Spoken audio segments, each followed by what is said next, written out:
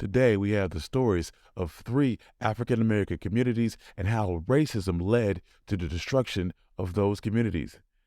And if you have questions that you would like to ask me, you can do so at onemichistory.com in the contacts page. Also, if you want to support the channel, you can do so on my Buy Me Coffee on my Patreon page in the description below. Don't forget to give us 5 stars on Apple Podcasts and support the YouTube channel.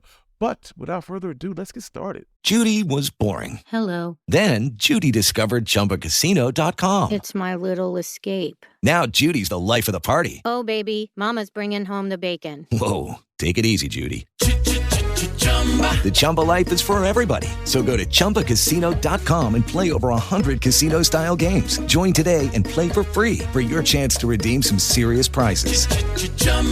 ChumbaCasino.com. No purchase necessary. Void where prohibited by law. 18 plus terms and conditions apply. See website for details. Did you know that before there was Central Park, there was the primarily African-American community of Seneca Village? 1825, white farmers John and Elizabeth Whitehead divided up their land into 200 parcels and sold them. Andrew Williams, a 25-year-old African-American shoe shiner, purchased the first 3 lots for $125. Epiphany Davis, a store clerk, bought 12 lots for $578. Additionally, an African-American Methodist Episcopal Zion Church purchased 6 lots. This marked the beginning of Seneca Village, an African-American community that grew quickly over the next few years. By 1832, there were roughly 10 homes in the village, with the Whiteheads selling off half of their parcels to other African-Americans. During the Great Famine in Ireland in the mid-1800s, Seneca Village's population grew by 30%, largely comprised of Irish immigrants. Despite the social and racial conflict elsewhere in the city between the two groups, Irish and African Americans lived in Seneca Village in close proximity to one another. For African Americans in Seneca Village, it was a place of refuge from the discrimination and overcrowded conditions in New York City. Compared to other African Americans living in the city, the residents of Seneca Village were more stable and prosperous. By 1855, about half of the village inhabitants owned their own homes, giving them a level of security and rights not shared by most African Americans within the city. One of the rights was the right to vote, which was granted them upon meeting New York State by 1821 requirements of owning at least $250 worth of property and holding residency there for at least 3 years. Of the 100 black voters in New York City that were eligible to vote in 1845, 10 of them were residents in Seneca Village. During that same time in the early 1800s, New York City's population saw a rapid expansion. As the city's noise and chaos grew, its citizens increasingly sought ways to escape the city's chaos. At the time, most of the city's green spaces were cemeteries, which were seeing large crowds of people who wanted to spend their spare time closer to nature by walking, picnicking, and other outdoor activities. Additionally, affluent New Yorkers advocated for the establishment of a grand park within the city. During the 1850s, the city of New York started a plan for a large public park as a response to the unhealthy environment of the city and as a source for recreational activities. As a result, the New York State Legislature passed a law in 1853 reserving 750 acres of land from 59th Street to 106th Street and from 5th Avenue all the way to 8th Avenue, making it the first major landscaped public park in the United States.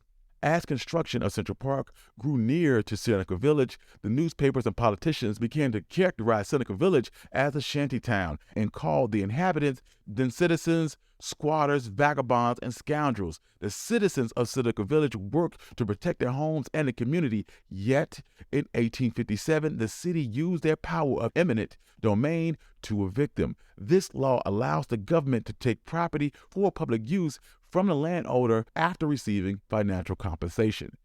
Police officers were sent to forcibly remove the individuals who refused to leave. This removal resulted in the displacement of over 1,600 individuals who had previously lived in the area. Despite offering compensation, many of the affected people argued that the amount they received was wholly inadequate. By the end of 1857, all of the residents had been forced to move, and today research is being done into where the inhabitants of Seneca Village was relocated to.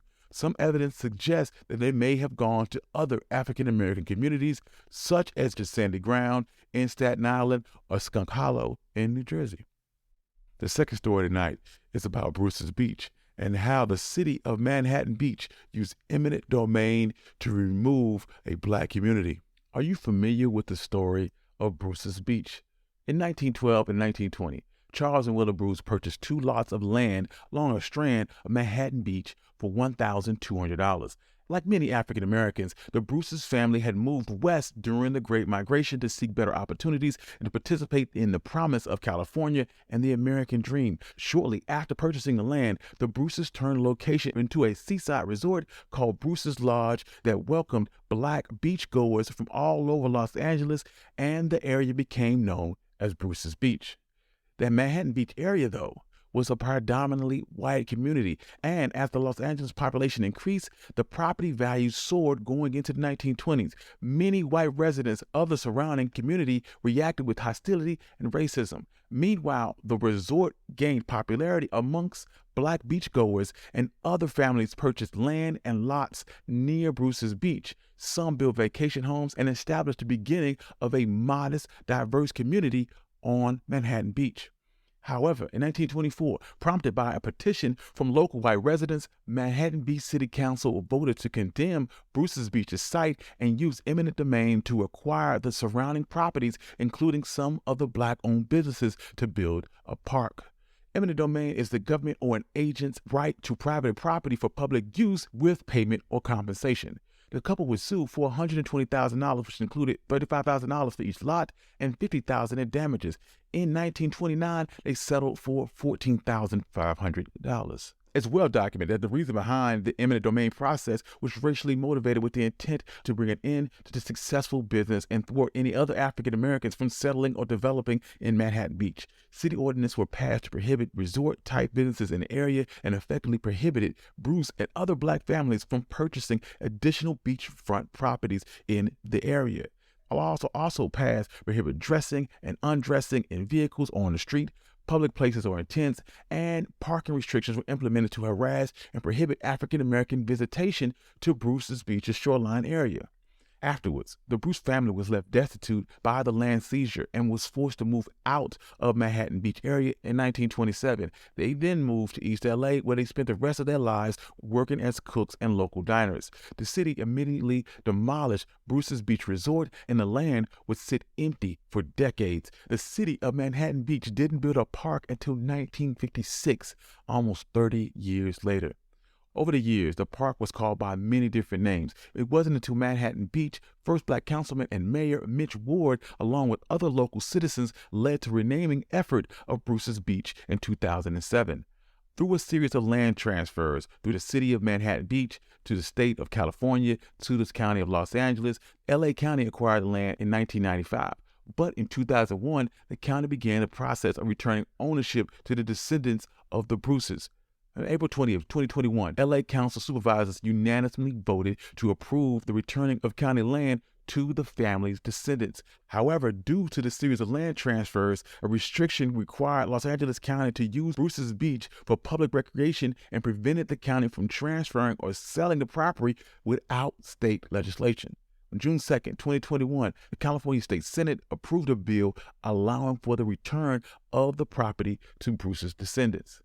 January 2023, the family of the Bruces informed the County of LA of their decision to sell Bruce's Beach back to LA County for $20 million. And the final story tonight is about the Mill Creek Valley and how the city of St. Louis used urban renewal to remove 20,000 African Americans from their community and to build the Gateway Arch.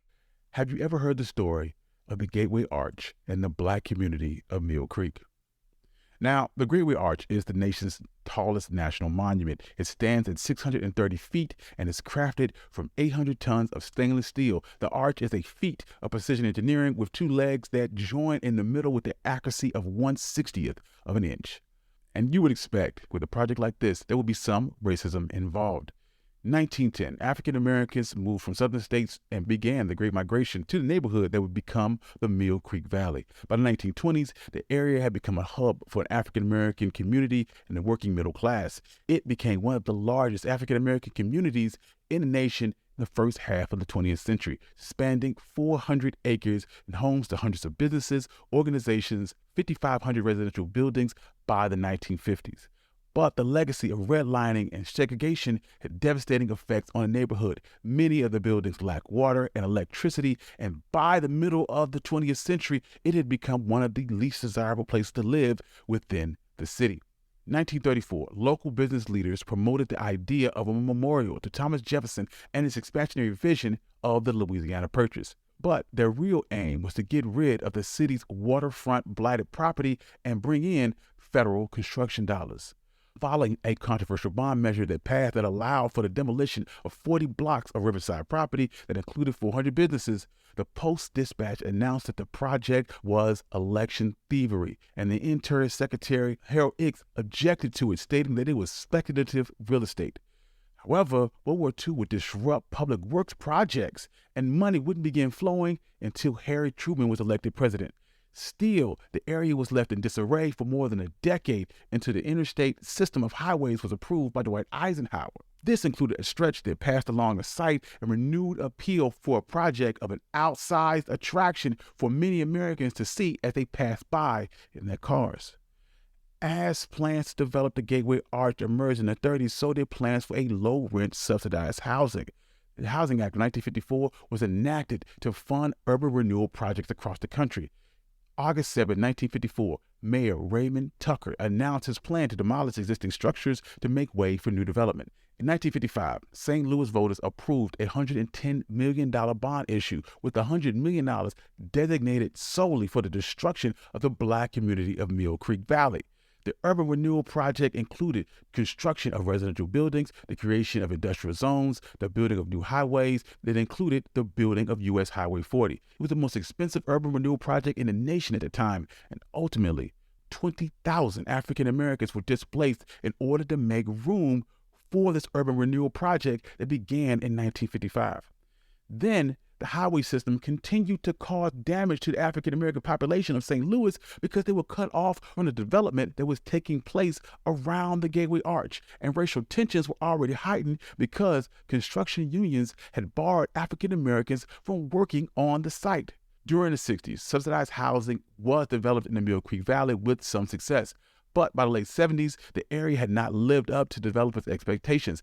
As of now, much of the Mill Creek Valley neighborhood consists of vacant lots. This has been OneMicHistory.com. I'm your host, Country Boy. If you like stories like this, you can find more stories like this at OneMicHistory.com. Also, if you'd like to support the channel, you can do so on my Buy Me Coffee on Patreon page in the description below. Give us 5 stars on Apple Podcasts, and peace.